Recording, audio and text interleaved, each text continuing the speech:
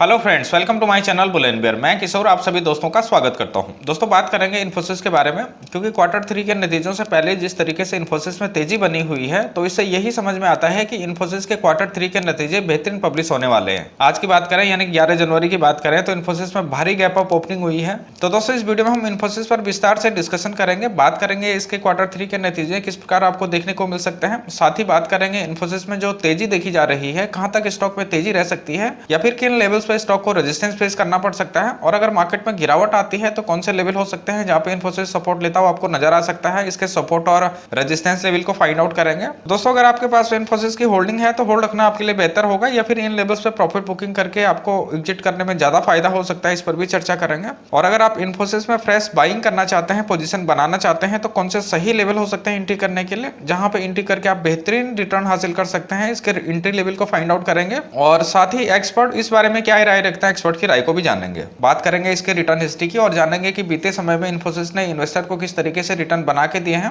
और अगर आप इंट्राडे या स्विंग प्लेयर हैं तो 12 जनवरी से लेकर 15 जनवरी तक आपको इन्फोसिस में कौन से टारगेट लेवल देखने को मिल सकते हैं, इस पर भी चर्चा करेंगे। तो दोस्तों कम समय में ढेर सारी इन्फॉर्मेशन आप तक पहुंचाने का प्रयास रहेगा, तो वीडियो में आप अंत तक बने रहें। और अभी तक भी अगर आपने चैनल को सब्सक्राइब नहीं किया है तो प्लीज सब्सक्राइब करके सपोर्ट जरूर कीजिए। बेल आइकन को भी प्रेस कीजिए ताकि जब भी नया वीडियो अपलोड हो नोटिफिकेशन आपको जल्दी पहुंचे। वीडियो पसंद आई तो लाइक शेयर करना बिल्कुल भी ना भूलें। तो दोस्तों वापस आ जाते हैं इन्फोसिस के डिस्कशन पर। सबसे पहले चार्ट पे इसके प्राइस बिहेवियर को देखते हैं। तो यहाँ पर आप देख सकते हैं आज यानी कि 11 जनवरी को स्टॉक में भारी गैप अप ओपनिंग हुई है। बात करें अगर 8 जून की क्लोजिंग की तो 1318 के आसपास में इसकी क्लोजिंग हुई थी, लेकिन आज इन्फोसिस सीधे 1340 पर ओपन हुआ और जहां पे स्टॉक ओपन हुआ वहीं से स्टॉक ने आगे चलना शुरू किया। 1380 से भी ऊपर का ये हाई बना चुका है। अगर आप एक साल पीछे जाए यानी कि फरवरी 2020 की अगर हम बात करें तो स्टॉक 800 के आसपास में ट्रेड कर रहा था और सिर्फ एक साल के अंदर ही स्टॉक 800 से 1380 तक पहुंच चुका है। फरवरी मार्च की गिरावट में इन्फोसिस में भी गिरावट रही। 19 मार्च 2020 को स्टॉक ने 507 का लो मार्क किया। अगर हम इसके लो प्राइस से देखें तो स्टॉक में लगभग 2.5 गुना से भी ज्यादा तेजी देखी जा चुकी है। 19 मार्च 2020 को 507 का लो बनाने के बाद से ही स्टॉक में धीमी रिकवरी देखने को मिली। 15 जुलाई 2020 को इन्फोसिस ने अपने पिछले हाई 800 के लेवल को ब्रेकआउट किया।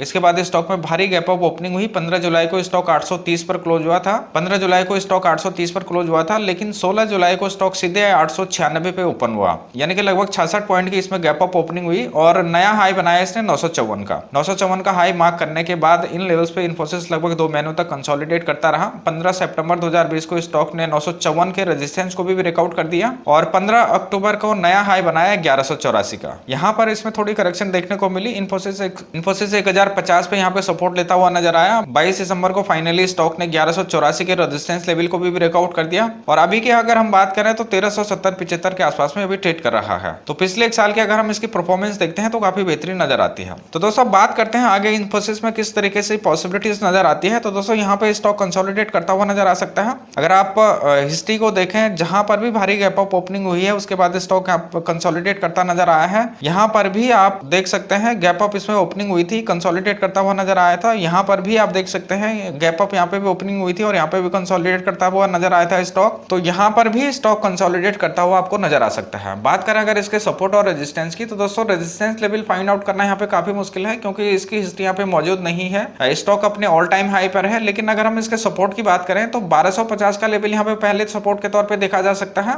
और अगर मार्केट में गिरावट का साइज थोड़ा बड़ा रहता है, करेक्शन का साइज थोड़ा बड़ा रहता है, तो फिर 1185 का लेवल यहाँ पे काफी इंपॉर्टेंट लेवल होगा। 1185 पर इन्फोसिस आपको सपोर्ट लेता हुआ नजर आ सकता है। और अगर 1185 का लेवल भी ब्रेक डाउन होता है तो फिर 1050 का लेवल यहाँ पे काफी स्ट्रॉन्ग सपोर्ट के तौर पे देखा जा सकता है। इन लेवल्स पे स्टॉक बाउंस बैक करता हुआ आपको नजर आ सकता है। मूविंग एवरेजेस की बात करें तो बड़े टाइम फ्रेम के जो सारे मूविंग एवरेज हैं इनसे स्टॉक अभी काफी ऊपर ट्रेड कर रहा है। 50 डेज के मूविंग एवरेज की बात करें तो यहाँ पे 1168 का लेवल निकल के आता है। 100 डेज के मूविंग एवरेज की बात करें तो यहाँ पे 1094 का लेवल निकल के आता है और 200 डेज का मूविंग एवरेज की बात करें तो यहाँ पे 924 का लेवल निकल के आता है। तो स्टॉक अभी इन सारे बड़े टाइम फ्रेम के मूविंग एवरेज से ऊपर है, तो ऑब्वियसली स्टॉक यहाँ पे अपट्रेंड में है। विलियम परसेंटेज के माने तो स्टॉक अभी ओवरबॉट जोन में है, -5 यहाँ पे लेवल निकल के आता है इसका। तो स्टॉक में कुछ ज्यादा ही खरीदारी हो चुकी है, तो आपको इन लेवल्स पे यहाँ पे प्रॉफिट बुकिंग भी देखने को मिल सकती है। यहाँ पे स्टॉक आपको कंसोलिडेट करता हुआ भी नजर आ सकता है। अब बात करते हैं कौन से सही लेवल हो सकते हैं यहाँ पे एंट्री करने के लिए। तो दोस्तों जब स्टॉक अपने 50 डेज के मूविंग एवरेज के आसपास में आ जाए तो वहां पे आप एंट्री इसमें ले सकते हैं, क्योंकि आप अगर यहाँ पे देखें हिस्ट्री को भी देखें तो यहाँ पे 50 डेज के मूविंग एवरेज के आसपास में स्टॉक आपको नजर आता है।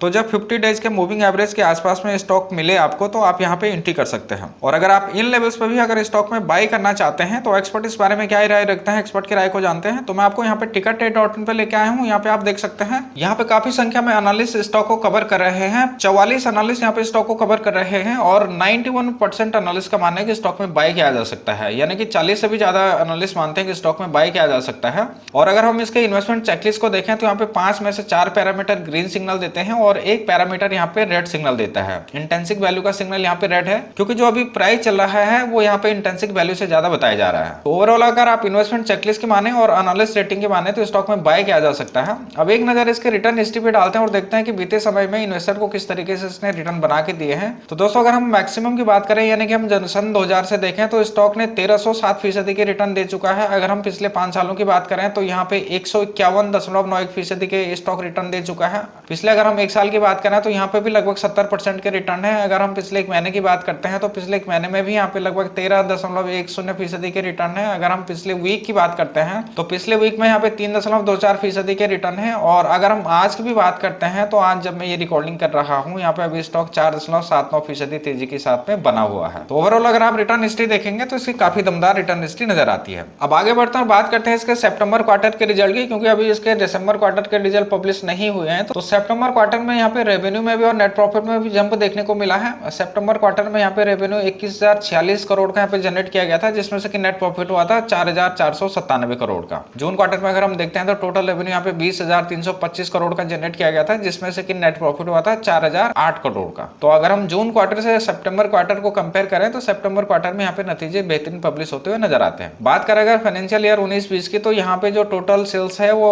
79,047 करोड़ के आसपास में है, जिसमें से कि नेट प्रॉफिट हुआ है 15,543 करोड़ का। बात करें अगर इसके शेयर होल्डिंग पैटर्न की और इसमें हुए बदलावों की, तो दोस्तों सितंबर क्वार्टर में प्रमोटर की होल्डिंग यहाँ पे 12.95% की है और पब्लिक के पास में यहाँ पे 86.65% की होल्डिंग है। जून क्वार्टर में अगर हम देखते हैं तो प्रमोटर की होल्डिंग यहाँ पे 13.15% थी, जो कि अभी घट के 12.95% हो गई है। तो प्रमोटर ने यहाँ पे होल्डिंग को थोड़ा कम किया है। पब्लिक होल्डिंग को थोड़ा डिटेल में देखें तो नॉन इंस्टीट्यूशनल इन्वेस्टर के पास यहाँ पे 30.77% की होल्डिंग है। म्यूचुअल फंड के पास में यहाँ पे 14.23% की होल्डिंग है और एफआईज के पास में यहाँ पे 31.31% की होल्डिंग है।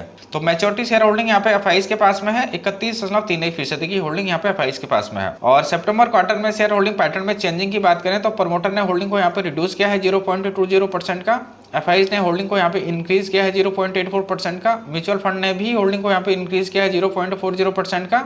इंश्योरेंस कंपनीज ने यहाँ पे होल्डिंग को रिड्यूस किया है 0.99% और अदर्स सीआईज ने यहाँ पे होल्डिंग को इंक्रीज किया है 0.13% का। लेकिन नॉन इंस्टीट्यूशनल इन्वेस्टर ने यहाँ पे होल्डिंग को रिड्यूस किया है 0.18% का। तो प्रमोटर ने, इंश्योरेंस कंपनीज ने और नॉन इंस्टीट्यूशनल इन्वेस्टर ने होल्डिंग को यहाँ पे रिड्यूस किया है। एफआईज ने, म्यूचुअल फंड ने और अदर्स सीआईज ने होल्डिंग को यहाँ पे इंक्रीज किया है। ओवरऑल अगर आप देखें तो शेयर होल्डिंग पैटर्न इसका बैलेंस ही नजर आता है।